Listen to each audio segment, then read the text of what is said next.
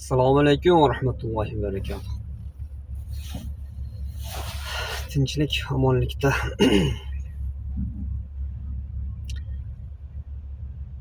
taksidan davom etamiz.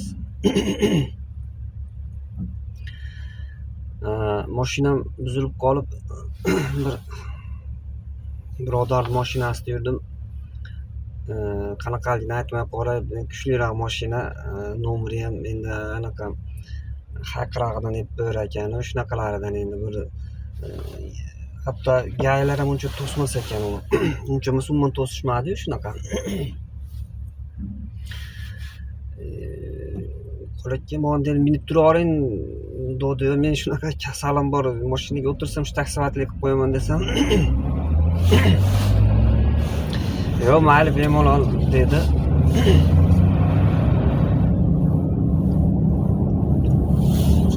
Xullas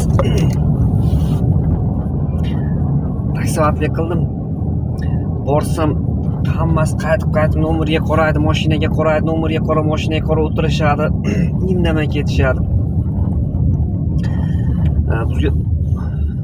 Bu safar suhbatimiz uzoqroq bo'lsa kerak. Nimagaki ko'p voqealar bo'ldi. Birinchi menga bu bir ta'sir qilgan narsa bor. Bizni asosan endi misol o'zbek, tojik, qirg'izlarda bor.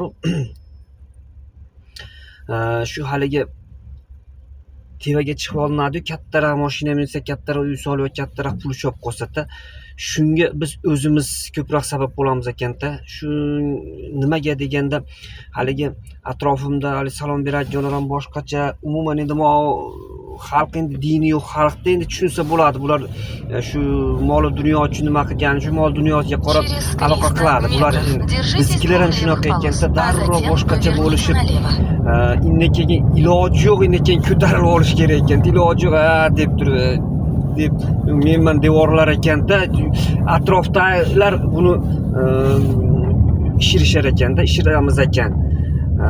Sal ko'tarilgan odam bitta ko'tarilgan, keyin yiqilgandan keyin birov depalab tashlash, endi u hammani tushunchasi bor. Xullas bir o'zbek birodar o'tirdi mashinaga. Assalomu alaykum va rahmatullohi va barakatuh deb chiroyli salomlar bilan o'tirdi. Yaxshimisiz? Gaplashib o'tirib ketyapti. Aka, mashina yili qanaqa? Shunda taksivatlik qilib, aka emasmi, oydan gapirib turib, shunaqa desam, juda ajoyib bir ko'nglingiz ko'taradigan, ajoyib kam shuna xarakterli odamlar zo'r ekanda. Yo'q, shunaqa bir oshnamniki edi, shunda nima taksi qilib o'shinadan ichim yonayotgan sal tushirdi aka, ichim yonayotgan sal tushirdi. Subhanalloh. Men bunchalik yondirmay deb hazillashib kulishib ketdi.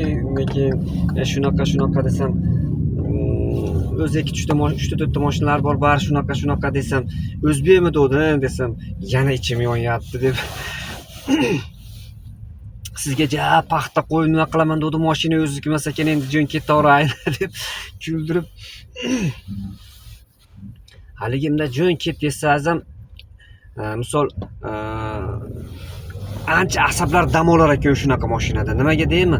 Misol uchun haligi mashinangizga o'tirib asosan bosh og'ritadiganlar bor. Endi men mesni xalqda aytyapman-da.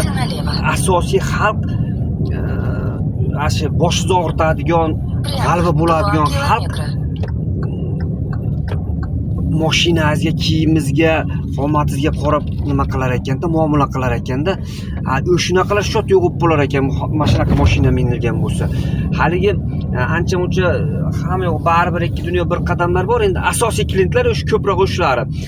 Mashinangiz qanaqa, tez ketyapsizmi, sekin ketyapsizmi, biroq bilan gaplashyapsizmi, qizig'i yo'q.